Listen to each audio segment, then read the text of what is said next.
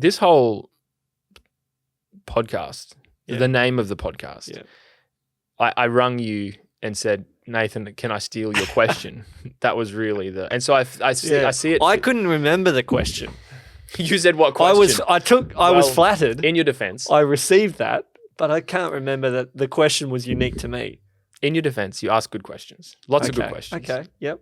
I'll accept that. So which good question are you talking about? That's right. The response. Yeah. No, it's are you hopeful? And I remember us having a coffee early one morning and I'd stolen it already because you'd asked me previously and I said, Nathan, are you hopeful about today? Yeah. And you turned to me and sincerely said no. Yeah. Because that day you weren't feeling it. No. It was a bad day. No. It wasn't just not feeling it. It was trending the opposite. Yeah. Yeah. And so I think that's an important distinction is this in exploring discussions around this question, for me it's really become two questions. In a way, you can be hopeful or not hopeful for today. Mm-hmm. And that's probably more of a feelings-based thing. Mm-hmm. When I think the question that and we can talk about that. We can talk about your feelings. Great. I was hoping we'd get there. Or we'll see how long is this? We'll see. We might not have enough time. Right. But is there a couch? Do we have to be on chairs? These recline. Okay, perfect. For me, the second more important part is a more visionary worldview type of question, and it's hope for tomorrow. Yeah. Why are you going to get up tomorrow and do what you do? Which was a great innovation on my original question. So just slipping that. Great team happening. Great team happening here. But it's interesting when you say that. Like when someone asks you that kind of question, and we both got jobs, we both got families. It was early in the morning. We're meeting early in the morning, so it doesn't get in the way of anything else. And you ask a question like that, and you're thinking, Am I going to answer? And am I going to answer truthfully? Mm. And in order to do that, you have to be talking truthfully and confronting the answer to that question in yourself. But you don't often get the opportunity to have a conversation with someone about, are you hopeful? And it's a confronting question, but really important. And doesn't matter what you do, what you are, who's in your life, you are answering that question. Even if you don't know it. Wow. And you're living out that way. And so you better stop, take a moment and work out what is your answer. Because if you haven't been honest, it will be coming out in the way you live and the way you make decisions. And you could have been dishonest with yourself. Mm. Well, you could have been dishonest with me and said, yeah, I'm hopeful. Because you're like, what's he thinking about me? We've never talked about that level of my hope. That's deep. Yeah, that's deep right. Question. Yeah. And it's the old How much time do we have? It's the old Aussie way. Yep. How are you today? Oh, I'm good. How are you? Yep. We don't even think about that question before we answer. Yep. How much coffee is left in my cup? Because is it empty? That means I'm probably leaving in 2 minutes. Yeah. And it's usually an hour-long conversation that in the last 5 minutes gets good because we're kind of finally comfortable. And so if you're watching this or listening to this, fast forward to halfway because that's probably when it gets... Yeah, just the last 2 minutes. Yeah, that's where it gets good. But that's just what we're like as whether it's Australian culture, as men, as whatever. Yeah. And I think what you were really touching on was trying to be honest with yourself about that question. And with the knowledge of I've got to jump in my car and now go to work and do everything that my day entails. So, if I'm not hopeful and I'm going to tell you I'm not hopeful, the wheels can't fall off. Because it was at a level where I was trending in the opposite direction. Yeah. What does that mean? If I say no to this question, what does that mean? What's this person who I'm speaking to thinking of me? Yeah. And what does that mean for me? Right. What is that? I'm driving. You're just going to cry? Yeah. You're just crying on the way to work then? Or what? I've got to stand up in front of people today. What happens? Am I going to be okay? Is admitting I'm not hopeful mean that I can't still get up and perform my duties and nail it? Is that possible? I think we've gotten very deep straight away. We have. That's fantastic. Yeah. You sent me a bio. I don't know who wrote this. It was me and tweaked by someone else. Yeah, great. Yeah. It was amazing. Pre-chat GPT.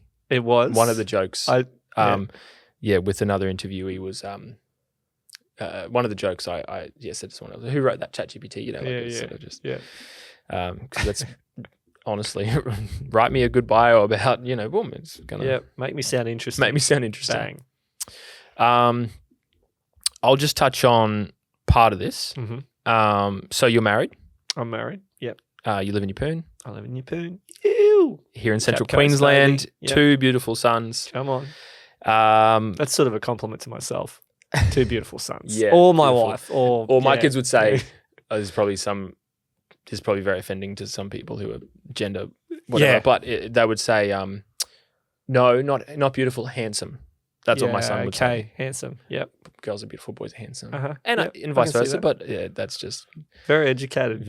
Son. Apparently. Yeah. Or... Indoctrinated. Or indoctrinated, as some would say. Yeah. Well done to the kindy he goes to. Or to his parents. I don't know. Parents, But it's funny how we don't even... And it's just very interesting. We can talk about indoctrination when we get there. Fantastic. Nathan being you, has studied psychology of religion, completed postgraduate studies in human resource, is currently studying a master's in business or finished studying, with a diverse experience in community and stakeholder engagement, pastoral care, disability assistance, rehabilitation, working with drug and alcohol addicts, PR, to hosting radio and performing master of ceremony duties at music festivals. He's a wide scope of experiences that have taken him all around the world. Wow. Most recently, Nathan worked as an advocate for the civil and religious liberties of people living in the 70 most dangerous countries in the world. What organization was that? Open Doors. Open Doors. Yep. And then worked for a local church here, the local bishop, and then working in Yeppoon. Yeah, working in Yeppoon. In a project management type of role. Yeah, change management. Yeah, change management. Oh, my apologies. Yeah. And just a nod to my project manager. Yeah. And what an interesting. What we didn't touch on there as well is a little. What kind of? I'm interested to know what's coming next. And local politics. Yeah. Ran for local federal election for the seat of Capricornia. Yeah. So quite a lot to talk about. I think. Welcome to the podcast. Welcome to the show. It's great to be here. As we've discussed, the name of this is all sort of originated from conversations that we've had. Yep. So we will get to the good stuff. The title question. Yeah. But I think finding out a little bit more about you. Yeah. I'm interested to find a bit more about you. So am I. We've known each other a few years now. Yeah. And there's a bit of a family connection that goes back longer than that. Yep. Where did you grow up? Where did you go to school? Yep. So grew up mainly in Queensland. Yep. Smuggled across the border from New South Wales at the tender age of 9 months. Okay. I don't often like to, tell people that I'm from New South Wales, but that's a whole nother story and how I came to be a Maroons supporter. And I thought we were always Maroons supporters because from my earliest memory, we were Maroons supporters. Wow. And there was a certain age, I can't remember when it was, and I worked out, hang on, my dad was born in New South Wales. We moved from New South Wales, and anyway. What year was that? And then that's right. It'd be the maths. It'd be like finding out you're adopted. That's right. And I'm glad he switched, but that's a whole other story. So mainly in Queensland. Grew up in Kingaroy, Maryborough, and but the bulk of the time in Brisbane, living there. Home educated, so school from earliest pre-kindy to year 1, and then from year 2 onwards, home educated. Great, and one of 5 kids. Home educated. So. Loved it. I loved going to the shops, daily or every second day, and someone would think you're wagging. And you just decided whether you were going to tell them the truth or just let their imagination run wild with how rebellious you were that you weren't in school. And some days you had a bit of fun, but yeah, that's the basic rundown there. Yeah, great. And you worked, went to school, studied various things, Yep. and there's Yep, a whole, university, a blah, blah, really, blah. you've got such a great story, with regards to just the different experiences and things that you have. Yeah. And I think that's really curates the way that you view the world and interpret things, and just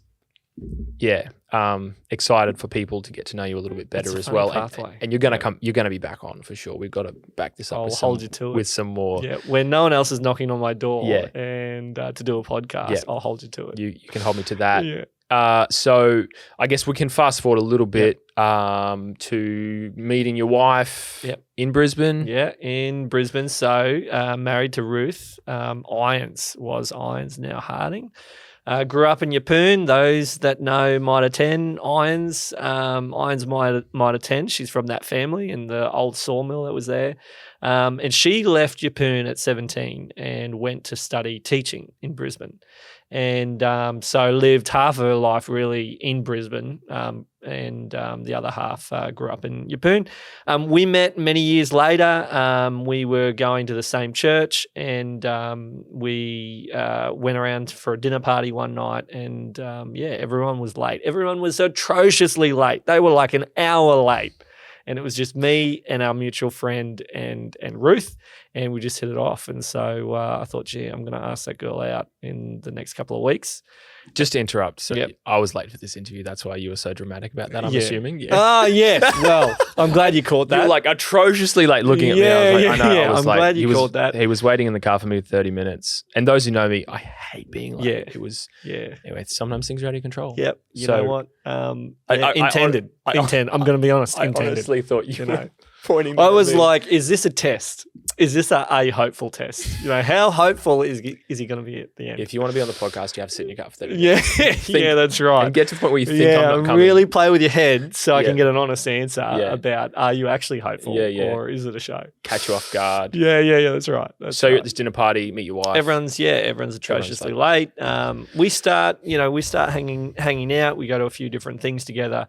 And then the thing that clinched it, this is probably only about 3 weeks later from meeting her.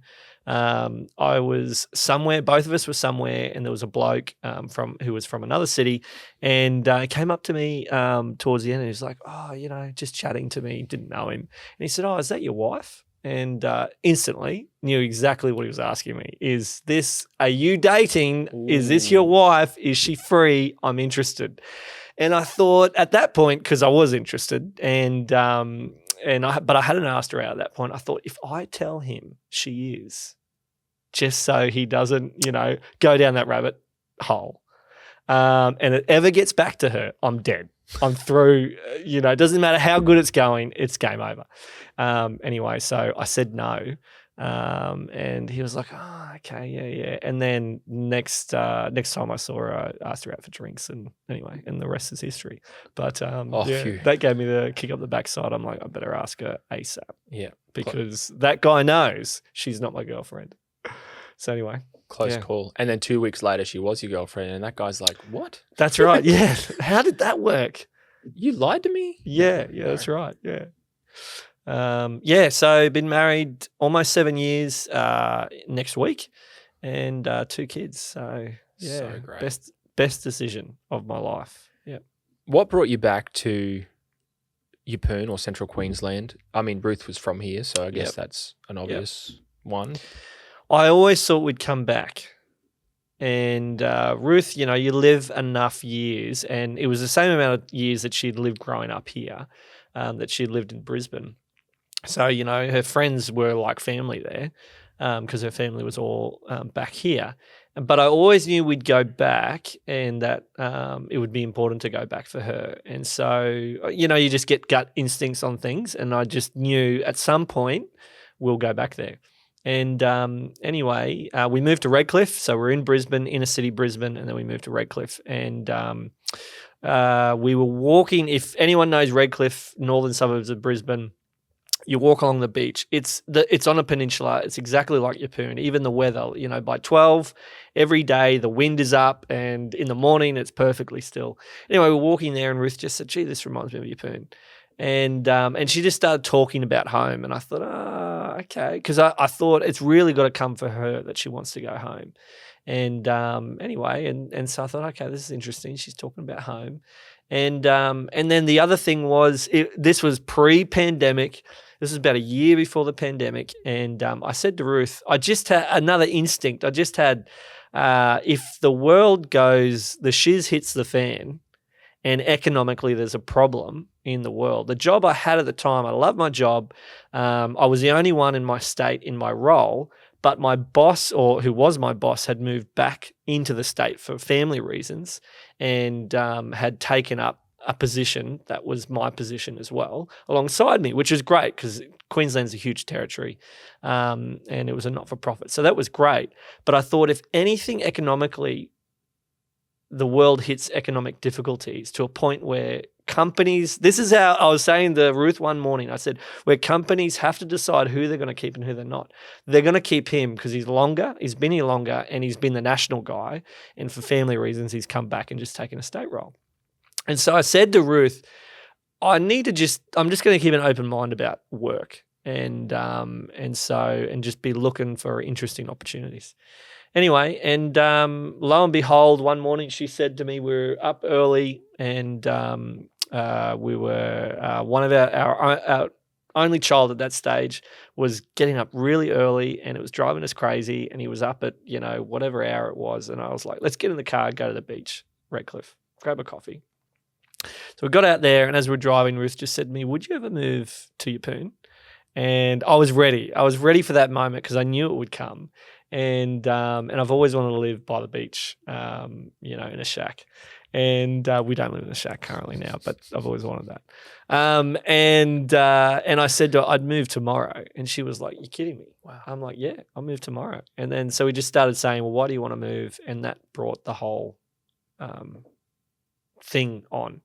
And and I think 6 months later, we were in Yeppoon. I had a new job, which is a whole conversation in itself. And the pandemic hit. The day I got here was the day where the media was starting to say there was a pandemic that was hitting around the world, and it could have implications here in Australia. And not too long later, there were people in my old company that, because they couldn't, at that stage there was no keeper or whatever that wage keeper or whatever the thing was, that where the government was doing handouts. So companies were letting people go and saying, you have a job, you don't. And anyway. Wow. So that's what brought me the long route to tell you what brought me here. Yeah. So pandemic hits, and Yep. that's its own sort of whole thing, Yeah, I isn't guess. it? Yeah. There's That a lot old of time. chestnut. Where did that take you then? What was your mindset? I guess, 3 years following, Yep. which felt like a lifetime. Yeah, didn't it? What did that entail for you? And then sort of bring us up to now. Yep. Yeah, so the next week, so I got here when, as I said, the news started saying it would have impacts in Australia. The next week, companies were letting individuals know, who's got a job, who doesn't. And certainly friends of mine in different industries were going into meetings with HR knowing that was the conversation, siblings and calling my sibling and going, hey, how did it go? Do you still have a job? And he said, yeah, I've got a job. Some of the other guys don't. And it's funny that day. So this was that following week from the news articles and stories. That day after my brother had that meeting, I get a text. It was a Friday. I get a text from HR for my new job. And it said, hey, do you have time for a chat? And my heart just stopped. I've moved the family, Ruth's pregnant with our second one. We're living in a shack actually on Ruth's parents' property. Thank you, Heather and Richard, while we got established. And I get this text and I'm thinking, they have no obligation to keep me. I haven't even started probation. I haven't even walked in the door for my first day.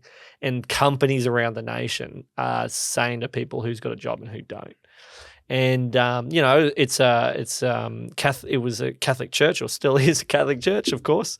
And so I figured, well, if anyone's going, if they're having that conversation, it's the guy who hasn't even walked in the door. So I was just totally, my heart had just hit the floor, and I just said, yeah, whenever you're ready. Or I might have said, call me in 30, because I just needed a moment. And no certainty, that's how it felt. And anyway, had a phone, picked up the phone, and this lovely lady was like, hey, just seeing if you're ready for Monday, coming in the door, and, we're looking forward to having you. No indication of that on the text. And probably not even on her mind, because they're not letting anyone go in their office or in their diocese. And so I was just like, yeah, can't wait. I'll see you there. Awesome. Don't ever send someone a text like that again. I didn't say that. And she became a good friend, of course. But yeah. So uncertainty. But even through the probation period, I'm like, okay, well, for now, it's not a given that 2 weeks in, they'll still be keeping people 3 months in, let alone 3 months. So, and my first day when I rocked up on that Monday, got my laptop, got my phone, people showing me around, my boss was showing me around. And then by lunchtime, they sent everyone home and said, we're sending everyone home for the indefinite future. Everyone's to be working from home, and we'll see you on Teams tomorrow. And that was the next, I don't even know how long we all worked from home anymore, but, whether it was 6 months or whatever, it was probably 6 months, maybe 8, because they were really cautious in bringing everyone back. So it was really bizarre. Didn't know anyone. First day, I was thankful to be there, because I thought they were going to let me go the Friday before. And then they send me home. And I thought, oh, this is going to look funny, driving back in, at midday. My wife's going to be like, you're home early. Hello. The next 6 months was just building relationships with people on Zoom and Teams, of colleagues. So it always felt tenuous. And then, my role involved a number of different things. And part of it was, you work for a small organization, or, the diocese is not a small organization, but comparatively for other types of organizations, you wear a couple of hats. And one of the hats that I was wearing was raising funds for their work with people who are seafarers, raising dollars for people who are in prison and ministry to prison people, and some Indigenous work, which is a lovely work. We ended up having massive business lunch here with CQ Today, where we raised funds for all those works. And so it was at a time when no one financially felt stable, and that was part of my role, is to meet people in the diocese and talk about raising funds for that work.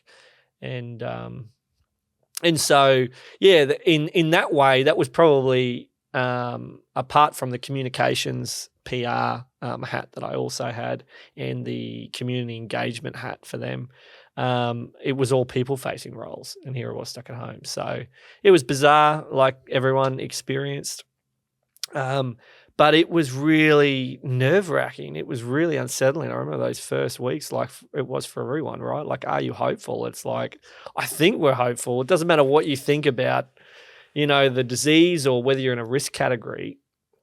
No one knew what the end mark was, or what the sign would be that life would go back to normal. But uncertainty is the only certain thing in life, is that things will be uncertain, on a yearly basis. And sometimes on that level, it was a daily basis, For sure. So wild start to that job. Yep. And I guess, again, we're skimming over stuff, but when did you decide to run in the local election? And we can probably save some of the particulars of that decision for another conversation. Sure. But I think if we can get to you can keep on the timeline there. Yep. Run in local election. Yep. Sort of new job, which you're in now. Yep. Have I said it, or is that going? No. Look, there's a lot of factors that went into running in the federal election. But the clincher was, I'm a praying person. And, when I pray to Jesus. That's my faith. And I'm also a pragmatic person. So by that I mean, I'm practical. Like, I will pray, short sentence prayers if I'm facing something, but also pray and act, or act and pray, whichever order it comes. And around that time, for me, I grew up in a family that was quite comfortable in political circles, and whether it was advocating for people in I mentioned I was in home education, advocating for people at a time in some states, home education was illegal, which is crazy to say, but it was. And so my dad's role was advocating for those types of people.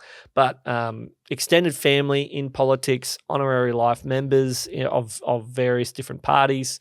And so that was a very normal way of thinking, the political world, and being comfortable with that. And also I grew up with a real appreciation for Australia's federalism. So the way that the Commonwealth of Australia is set up is a federal system. And without going into what that means, that was in the background of my thinking, of an appreciation of what that means, as opposed to a dictatorship in the extreme example, or as opposed to different forms of government. And so I really love the Constitution. I haven't read all of it. There's bits that I wouldn't read because I'm not interested in, but I love the preamble and the history of it. And so that, in a short snippet, was in the background. The other element was, you mentioned that I had worked in a company, an organization that worked in 70 of the most dangerous countries to be a Christian.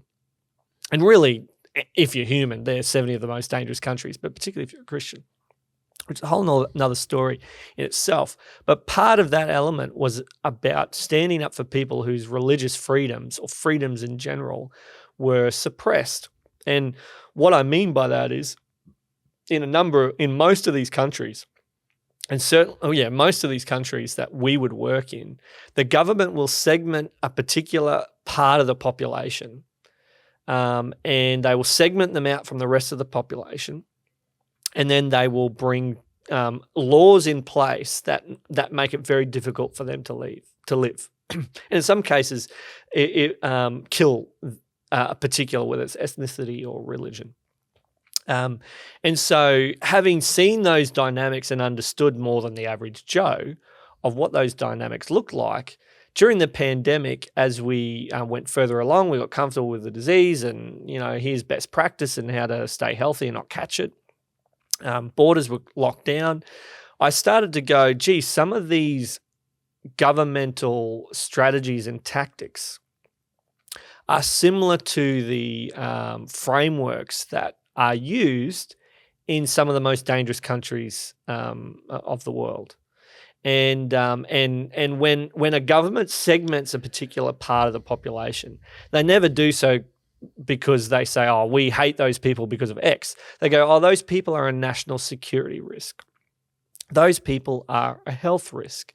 They will bring legitimate means that legitimize how they're segmenting that part of the population out. So in all that to say is, that was in the background. And but there was one particular conversation that I had which clinched, and I'm like, I'm ready for a fight. I'm going to enter into the federal election. There's some context to that story that I wasn't even really aware of throughout some of our discussions, but I think just because I hadn't probably heard you frame it that way. Yeah. Most people don't care that much about, not that they don't care about politics. They're not reading the Constitution. They're not even a member, probably, of a political party. Most people aren't. And so I think the conviction that you had around some of those issues, very clear, that led you into running for that seat, which you ran really well, and we supported you in that, but didn't win. Mm-hmm. You can probably talk about how you've processed that, and how you still, not going to put words in your mouth. Yeah. How you still stood up for what you believe in. Yep. And why that's important. Yeah. I think with what I mentioned before about the work in these dangerous countries, mate, I'm going to have another drink. It's dry. Talking too much. That's the point, right? Yeah. You are. That is the point of you being here. Yeah. Yeah. What? The dangerous countries. Your reason for. Yeah. One of the things, having worked in these dangerous countries, and there was one trip that I had, and I was in the Middle East. We were there for 7 days. We were visiting projects that we would do in that country in order to support individuals who basically, because of their religion, wouldn't be given a job, or they'd lost all their property because they're just they go to the wrong building one day in a week, and they pray to the wrong God. So we were there, and as you can imagine, those kinds of trips are impactful. But when I came back, I had a coffee with a mate, and he asked me a question. He said, "Oh, so has it made you more passionate to go into these countries and to work in these areas?" And I thought about that for a moment, and I said, "No, it hasn't." And which sounds like a bit of a douchey thing to say. And he was sort of a bit taken back. And I said, it's made me more passionate for my country, because I never want to see what happened in their country happen in mine, which sounds crazy because it's the Middle East. But the Middle East has a long history, and the country we were in was the first, had a church that dates back to the 1st century AD. This country was hugely Christian. It was Christian in that era. And so when I came back, I thought, if ever the trajectory of our nation was heading down the wrong path, that I couldn't just sit still and be silent. And if my boys ever asked me, Dad, you were able to see the trajectory of what was going on, and there were a few warning flags, what did you do? And if I did nothing, then what good am I to my boys to go, yeah, I could see X, Y, and Z. Well, points for realizing that the nation was going in the wrong trajectory. But if you did nothing, it doesn't matter. Powerful. Yeah. And so obviously, that led you to well, you had a lot of conviction. Well, yeah, conviction. Let me say what though, even though I had all that, I was just becoming more active and going, well, let's join a party. So me and my wife said, well, let's look at the parties that are available, which is another conversation, which I won't go down that pathway. But what led me to join a party, which we eventually did, which no surprises, UAP, because we've already mentioned that. But what led me to run was, I talked about pray and act, or act and pray. That's sort of, keep moving, but pray and act. I've been praying about stuff in the nation, and I'm like, well, here I am in Yeppoon, and I'm praying about some pretty big things. What can I really do? And I said that to God. I said, well, it's all well and good, but I'm here and I'm praying, and what can I even do? Prayer is good, but what do I act? How do I act? And I was up in Mackay for work, and I walked into a pub for my lunch break, and it was the day the announcement was made that there would be a mandate in Queensland. It was November 17th was going to be the mandate. And I heard that, and again, with all the context of my work, I heard that and thought, this is the worst day in Queensland's history. Now, to most people, I think that's a bit overreaction. But if you understand the framework of our nation, and that mandate doesn't sit or belong in our framework, it actually belongs in other frameworks that most of us, if I name them right now, you would say those are some of the worst human rights abusers in the world. If I mention those nations, it's a tactic that they use. And so I was so disheartened. And I had another meeting in the afternoon, but I thought, I've just got to get out of town, and I've got to go have lunch, and I've got to be by the water. And because of the sadness that I was feeling for my nation. So I went to this pub, and no one was there in the pub, and it was beautiful, just on the outskirts of Mackay. And there I am, order my lunch. And as I'm walking back from ordering my lunch, what he was then basically the 2IC of one of the major parties or the opposition party in Queensland. And in some ways, I know him through some other social circles, very vaguely, but met him. And so I said, "Oh, so and so, great to see you." And anyway, and just pleasantries. And I went and sat down. And I went and sat down. Pray and act is a thing that I try to do in my life. And I thought, hang on, we've just had the worst announcement, in my estimation, in the history of Queensland in terms of the framework of freedom, which is a controversial statement people won't agree with. But with my context, it's atrocious. And I've just shaken hands and pleasantries with the 2IC. Who was it? I won't say his name, okay, but of the opposition party in Queensland. Because so he wasn't actually a member. He was in the organisational side, not the actual. It doesn't matter. Heavyweight. Yep. Yeah. Heavyweight decision maker. And I thought, and I'm not going to bring it up with him. I thought, nah, not having that. I'm going to bring it up with him. And I thought, if he comes over to me, I'll collect my thoughts and work out what approach I want to take on this to try and convince him, the opposition. That's what opposition should do, is be oppositional. So make a case. I'll collect my thoughts, and if it comes over, I'll take my opportunity then. So I'm collecting my thoughts. Sure enough, he leaves. He comes over and says, "Oh, Nathan, good to see you again." And I had my beer with me. And I said, "Oh, yeah, great to see you." I said, "Hey," he had someone else from the party there. And so I said to the person, I said, "Hey, do you mind if I just have some private moments with your colleague?" And they graciously said yes.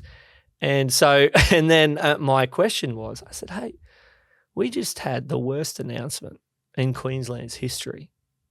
And I'm sitting here wondering what the opposition party in Queensland is going to do to oppose it." And we chatted for probably about 10 minutes. And I didn't have my beer in my hand at that stage, but I thought, I'm an Aussie. I want to get this guy's attention. So I picked up my beer and I said, "Mate, the Premier just said to everyone in Queensland who they can have a beer with from December 17th onward publicly. And I know people who after December 17th won't be able to walk through that door to have a beer. And I'm wondering, what are you going to do about it?" And we talked further. And by the end of it, this individual said to me, "Well, Nathan, I agree with you, but what can we really do about it? The other side is so fearful. They are so in a headspin on this. There's nothing can be done." And we finished the conversation. I walked away and I thought, that opposition is not up for the task.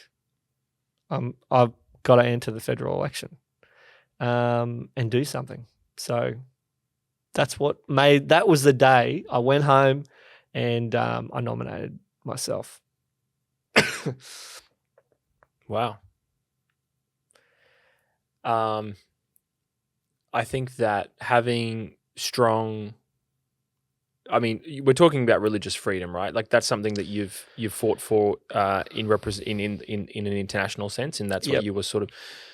That's something that we've probably taken for granted in our nation. So that's from that worldview. That's where you've been able to clearly see those infringing on those rights has been quite clearly offensive to you, and to, I guess, the values that you have, which you hold really strongly. Yeah, and I think we should have strong values. We should really hold to what we believe, and those ideas should be, I'll say, critiqued, and either changed, modified, as we get molded a little bit, which sometimes we're not always right on everything. No, can't be. It's impossible to be. Or they get strengthened. Reinforced. And I think that's a good thing. So that's what I think people out there, we might be rehashing some stuff, but I think that's a really good perspective that you've given to it. And let me bring it to the theme of are you hopeful? The reason why, it could be anything, whoever's listening, or for you or for I, there are things that we have conviction on, hopefully. And hopefully what your conviction endpoint is. But that's how you know if you're hopeful. That's how you get a gauge for, am I hopeful or am I not, is what is the value that's driving me? And am I meeting the expectation of that value in my own life? And if you're not, maybe you're not as hopeful, and you try and get some vision on where you're headed. And for me, the freedoms, whether it's freedom of conscience, whether it's freedom of religion, whether it's freedom for bodily autonomy, whether it's freedom to identify as you please. Now, whatever I think about, that's another question. But all the freedoms are linked. And so my view was, I'm not fighting for the person who's thinking about what they're going to do medically, because you could, in some ways, it's not even the point, because it's about medical today and what I'm putting into my body, but tomorrow it could be you pray to the wrong God. It could be that you have the wrong ethnicity, and that society decides to go, well, you can't come into my shop anymore. It's about some, belief system that society no longer tolerates. And so for me, it's about standing up for that principle, and you're really standing up for every Australian. So my view was, people will disagree on the bodily autonomy stuff, but it's about your right to have the conviction and freedom of conscience on any issue. And if we impinge one of those, then forget about what I think about those political issues from that era. It'll be something else tomorrow, and who's going to stand up for you then? I think you've really touched on that well. So I guess my question to you is, are you hopeful for tomorrow? Mm-hmm. And if so, why? Because you kind of framed that it's our convictions and our beliefs that actually spur us on in having courage to do what we're doing, or whether it's in your work or in your belief system or whatever it is. So why do you have hope for tomorrow? Why? I mean, there's so many layers to it, socially, economically, whatever. But I think just in a general sense, you're raising a young family. Yep. You are, contributing in a positive sense to society. Yep. You're living with conviction, and the beliefs that you hold true. Yep. Why? I am a pragmatist who sees opportunity for change. So the reason why I'd say it that way is, am I hopeful? Well, a pragmatist sees reality and sees things as they are. And in a terrain where you've got a panoramic view, there's things we're really proud of, or there's the dump tip that, we wish that wasn't in our eye line because it's ruining the view from where our house sits on a beautiful hill. It's not where my house sits, and I don't have a beautiful view like that. My view is, you've got to be pragmatic. You've got to see and call things the way they are, and if it's difficult. And if you can do that, you'll also be able to have an eye for the opportunities to change things. So where there's things that we like, and that I like in my family life or in my work life, great, keep doing those things. But where there are things that you're honest about and you can see that need to change, well, if you're pragmatic, you can see the opportunity to change. So am I hopeful? I see a lot of challenge and pain, that goes without saying, like economically, right? We haven't even felt half of what's coming down the pike because it takes a while for the rest of society and economically to catch up. And so there's going to be a lot of pain. I mean, I was chatting to a brother who's in South Australia, and he was talking to a mortgage broker, and she was saying to my brother, I deal with people, CEOs who are buying houses and, in this great lull with a great percentage rate, they're buying $4 million houses and maybe they're paying $16,000 a month on their repayments, Now they're paying 30. and they're struggling as much in those instances that she was talking about. They're struggling as much as the person who's on a low or middle income, wage. And that really made me go, oh, wow, it doesn't matter. Even if you're doing well, there's pain that's coming. But what makes me hopeful is that in the shifting sands, I mean, even the pandemic, and even where the legislation and where things went there, people move states, people move careers. People are not going back to their career. It was a horror. It was, for many people, there were 10,000 individuals. If the stats are right, if we're going with Queensland Health stats, by about May 2022, or February at least, there's about 10,000 people in Capricornia who couldn't walk into their favourite pub, and a number of those who would have lost their jobs. That was a significant, painful period. And a lot of people just had to work out what they were going to do, and they changed industries. And some of those people are in industries now where they're not going back. So uncertainty and difficulty and hardship creates opportunities and to reevaluate. And so I think, even in amongst the hardship that we're going to see in the next few years, there's going to be great opportunities to capitalize on. But for me, am I hopeful? Yes, because I think more people are engaged with their local community. More people are, even I hear it around the town where I live, where people are purposefully trying to make sure that they're still eating out. Like on a particular night a week, let's pick this restaurant to go and let's mix it up each week. So we're supporting our local restaurants. You hear comments like that, and that's what gives me hope, because I think we are more looking to our community and trying to help each other out. And even where we disagree on things, particularly a year and a half ago, strike, the disagreement, how within families, people felt about each other depending on the decision. Now people are more mindful about the relationships. And for me, with my family, I'm hopeful because the way we talk about decisions financially is different, even from that pandemic era. We're all having conversations that we've never had before about all the uncertainty. And in our family, and for me and Ruth, that's created some really anchor moments and decision-making moments where we were really united. That's made us better partners and made us better decision makers. And it doesn't matter if we're talking about our finances or talking about our kids, talking about health. That's why I'm hopeful. Yeah.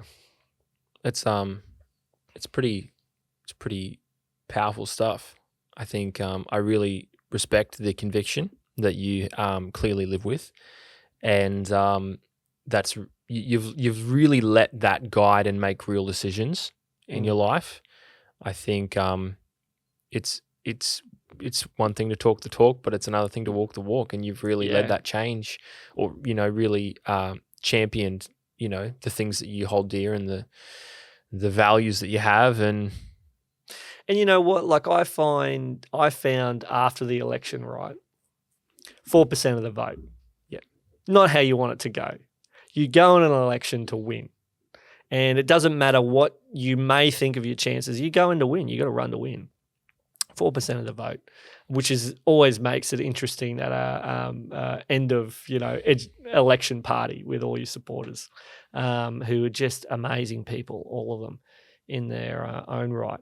But go back to work. I work in my local town, and people would just go, "Good for you," and many people would. I know because I ran for them. Many people disagree with the party that I ran for, and the big personalities that were heading those parties, and mine was no different. Though I have the utmost respect for Clive, having spent some time with him in many conversations, and where we agreed and where we disagreed, he always made time, even when there were disagreement. You didn't have to agree on everything? No, you didn't. I mean, that's a whole nother episode. But my respect for him and of how the media portrays versus the man you get to know. And I mean, yeah. Anyway, that's a whole nother fun conversation. But yeah, working in my town, working in and people just going, oh, you can see they're like, oh, this is the guy that ran for the federal election, the UAP. Most of those people wouldn't have voted for me. I know because I got 4%.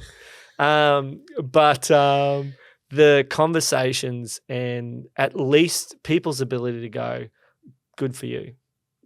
Like you're not crazy, you're not wacky. We kind of like you. Some days probably don't, as a person outside of the federal election. But that I've really valued living in a town where even though people would disagree with the party, people are just like, good on you, mate. Is that happening more? People there's a bit more public conflict around ideas that people believe or disagree with. And I think, is that brought fruit in terms of you've learnt to walk alongside people potentially who disagreed with you or didn't vote for you or things like that? Online, they might feel like a keyboard warrior and feel very empowered to do. But in reality, it sounds like there's nothing but fruit that's come from that experience. Yeah, I mean, I think so. And I mean, I don't talk about politics at work. That's always been my rule. I talk about prayer and acting, but religion, where it's relevant or it comes up, my faith, I might talk about it. Politics is the same. And because of the job that I have and have had in the region, I don't talk about politics. If you ask me a question, we'll chat. But even then, I don't talk strongly about it because I just want people to feel like they don't have to get upset or jump on their bandwagon or feel threatened that I think they're. Politics it's just difficult, so I don't go there unless someone approaches me and asks me about it. Then we'll chat. Apart from that, they wouldn't have known I was a UAP member,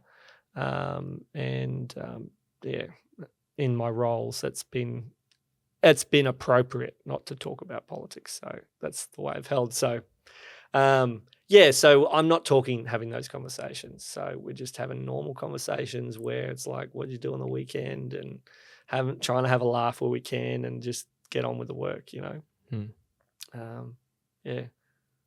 I didn't expect to talk about politics so much. No, but, that's okay. No, it's okay. I think it's relevant, and I think it's interesting. I think unpacking those ideas, I think, has been really valuable. In just sort of, it's clearly not just siloed off in this. Oh, I decided to do this weird thing. It's clearly when you paint it in that light, it makes sense. And I think that is what, if we talk about hope, we live in a society where you can just run in the federal election.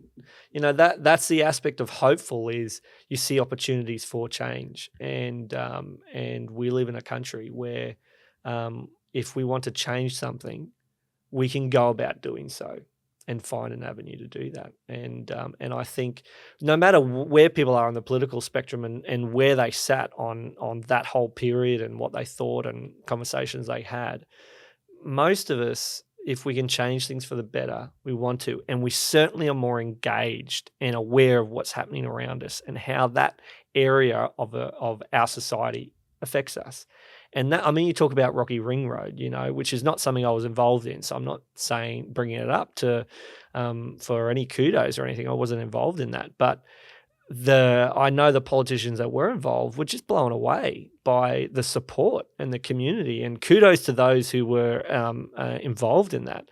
But also that, I think, is what shifted in our society. It doesn't matter what you thought of those issues back there. People are more engaged and they're going, you know what, we're going to fight for our local area. And that keeps me hopeful. And I'm trying to do that more in my family, with my kids, be more engaged in their lives, Some good thoughts there. Yeah. I I don't really know how to wrap it up. Yeah, well, Because we could just we keep going. We just keep Yeah, going. We yeah, just keep yeah. going. I think as I said before, I didn't think I'd even talk about the election, and because it can be so divisive, and that's not what I'm wanting to achieve in this conversation. It's more about here's what has kept me sane through, whether it's, wondering if, I talked about that day of getting the text from the HR officer and going, do I still have a job? This was pre any controversies of policy direction. Through the uncertainties of life, you've got to know what you believe so that you can maintain or rewire or refix your hope. And I don't just mean religiously. You got to know what, there's an ancient saying of what does it profit you if you gain the whole world and lose your soul? And the idea there is, well, what if you have everything and you're comfortable and you survive the worst case scenario that you can think of, but you don't stand for anything? You don't have any values. You can't have hope. You can't have true hope if you don't know what your values are, because you won't know where you are. Nathan Harding, thank you very much. Pleasure, mate. Unreal.